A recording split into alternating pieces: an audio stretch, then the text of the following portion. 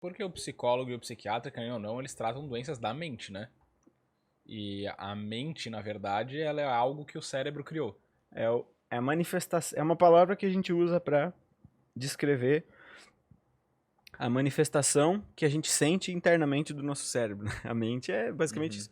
O nosso cérebro, o meu cérebro faz com que eu mexa a minha mão, com que eu pegue esse copo, mas como que eu percebo o meu cérebro? Se eu não fizer um eletroencefalograma que mede as ondas, né, a delta, a beta, Uhum. ou um scanner funcional que mostre ali as áreas piscando, né, com o sinal Bold ali que detecta o gasto de oxigênio, eu não vou ver meu cérebro. Então eu percebo meu cérebro através dos meus processos cognitivos, né? Uhum. Pensamento, memória, atenção. Então eu percebo, cara, eu nunca presto atenção nas coisas. Eu perco viagens, compro passagens de ida em vez de passagem de volta quando eu quero voltar. Opa, meu sistema atencional está prejudicado. Minha mente não presta muita atenção, né? O meu psicólogo ele diz assim, mente é um conceito inútil, mas isso mais para você estudar, né, os processos da neurociência, os processos da psicologia, você não vai ter muita diferença da mente para o cérebro funcionando, né? Então você morre, o cérebro continua ali, mas a mente não tem mais, porque Uhum. ela não tá, o cérebro não está funcionando mais. Mas é interessante você usar esse conceito, essa A mente palavra seria, para tipo, a falar. atividade do cérebro. Atividade, o comportamento do cérebro, né? A Uhum. gente fala muito em comportamento. Um neurônio se comporta, um grupo de neurônios se comporta, um cérebro inteiro se comporta, um corpo se comporta, né? Comportamento é aquela ação ali.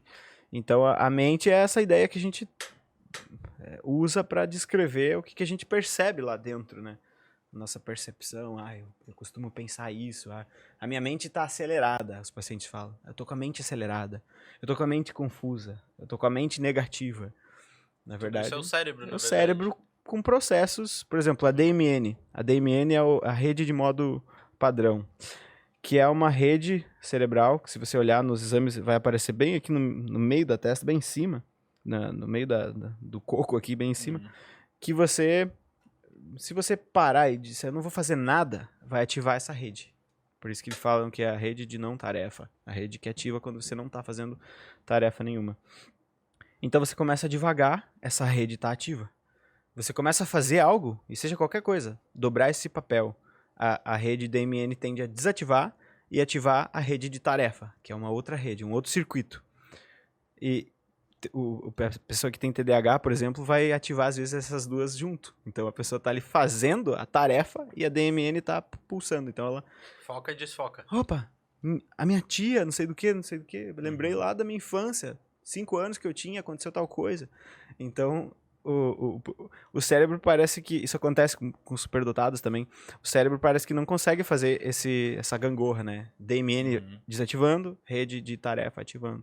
Então a pessoa fica com a mente meio que confusa, né? Ela O diz, superdotado, no fim das contas, então, ele não é superdotado, digamos assim. Ele tem uma parte que tá melhor, mas uma que tá isso, é deficitária. interessante isso.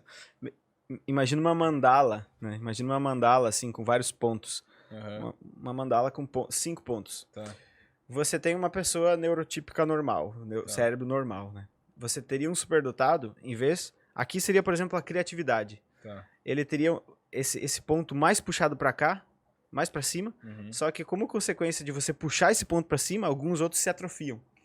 Né? tá. Imagina que você tem 5 redes do cérebro, uma é responsável por uma criatividade, outra por controle de impulso. Quando você usa muita criatividade, a área de controle de impulso perde energia, perde força, né? Então, superdotados às vezes têm. Às vezes são pessoas extremamente atormentadas, né, emocionalmente, porque não conseguem inibir impulsos, não Uhum. conseguem se concentrar, não conseguem decidir o que querem fazer. Muitas vezes sentem quase tudo que uma pessoa está sentindo quando fala com eles e não sabem o que fazer com isso. Então é como se fosse assim, para você ter uma super habilidade numa área, você perde em outras. Né? Então, por exemplo, sou uma pessoa extremamente criativa, mas sou absurdamente desatento para tudo Uhum. que não é coisas que eu gosto. Então eu. E tem, mas isso tem, tipo, tem como alguém ser superdotado no sentido de, vamos supor, que nem tu falou, tem os 5 pontos ali. E daí só esse aqui, tipo, explodiu, mas os outros todos continuam padrão. Existe isso ou não? Porque daí Existe? seria um cara superdotado de fato, eu acho, né? Existe. Você tem... Porque os outros não. Os outros, ele, sei lá, ele virou superdotado em criatividade, mas ele perdeu a atenção. Então Sim. ele não é tão superdotado assim. Na verdade, o que... Não, mas O que define a superdotação, assim, que a gente tem uma teoria, eu não vou lembrar o nome do autor que formulou essa teoria. Ele vai dizer, é um drive emocional muito forte. O que seria isso? Uma motivação muito forte para alguma área. Então o cara é super engajado em alguma coisa. Criatividade e senso de liderança. Então ele vai definir esses 3 pontos como pontos que geralmente o superdotado vai se manifestar. Então geralmente é uma criança que ela gosta de ficar com crianças menores para ensinar elas, ou com adultos para aprender deles para ensinar para as outras. Ela não gosta de ficar com crianças de 5 anos se ela tem 5. Ela gosta de ficar com crianças de 3 ou com crianças de 10, né? Ou com adulto. Então é uma criança que tem um senso de liderança muito grande, né? O adulto o adulto pode ter tanto problema durante a infância, porque geralmente o superdotado não é identificado, que ele não vai nem saber disso. Então, ele vai ser um cara extremamente, às vezes, introspectivo, mas com uma necessidade de liderar, mas ele não faz isso. Ele fica quieto. Vai ser aquele cara que ele quer levantar a mão na sala, na faculdade, mas ele não levanta, porque ele tem medo. Ele foi muito inibido. Então esse é um dos pontos, né? O ponto da liderança. A criatividade vai se manifestar geralmente nas artes, na música, mas também pode ser numa questão mais exata, né? Matemática. E o outro ponto que é o drive emocional, o drive motivacional. Então, você pega o hiperfoco da pessoa que tem TDAH e o hiperfoco do superdotado é muito parecido. São pessoas que ficam 10 horas lendo um negócio, pega o livro de manhã e termina à noite, ou não quer dormir para não parar de ler, né? Então, ambos têm muito parecido. Mas a quantidade de conteúdo que ele realmente absorve é a mesma? É maior. O superdotado tem uma absorção maior, porque o cérebro dele é maior em diversas áreas. Tem 28 regiões que o cérebro é maior. O hemisfério direito é maior, então ele é por causa da criatividade, né? A criatividade é a associação de ideias. Então o cérebro direito, o hemisfério direito funciona mais. É um cérebro geralmente maior e mais metabólico, consome mais energia. E tem uma outra informação de um estudo também que diz que tem mais dendritos. Então, você tem o núcleo do neurônio, o axônio e os dendritos. Então, o cérebro do superdotado tem mais caminhos de comunicação com... Cada neurônio tem mais caminhos de comunicação com outros, né? Além disso, outras áreas, a área cinzenta, a área branca e tal, tem umas diferenças. Mas, ou seja, muitos TDAHs têm uma inteligência muito grande e aí você vai confundir ele com a superdotação. Mas, geralmente, o superdotado ele aprende mais rápido. A fala do superdotado na clínica é a seguinte: Jean, eu nunca me esforcei e eu sempre passei na faculdade, na escola. Nunca me esforcei.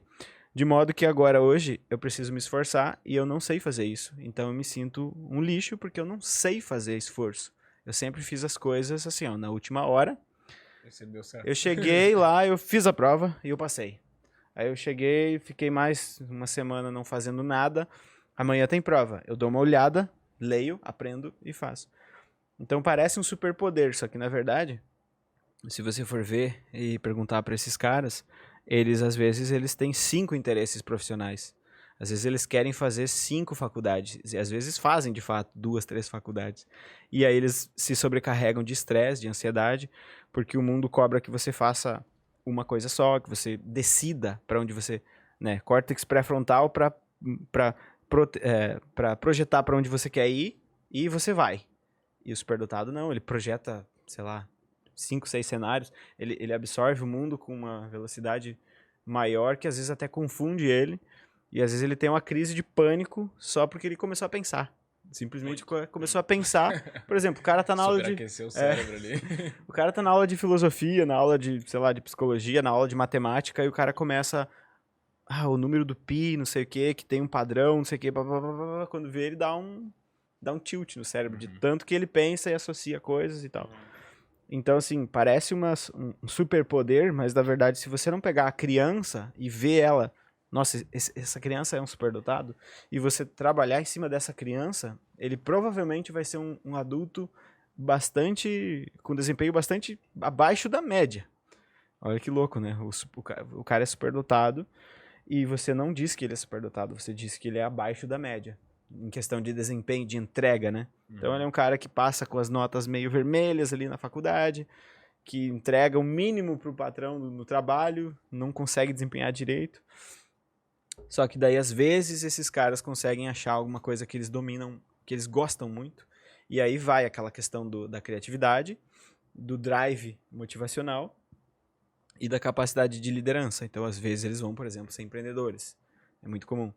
Ou eles vão, sei lá, entrar em algum projeto onde eles possam exercer muita autonomia. Aí não tem barras para travar a criatividade deles, né? Então, eles conseguem.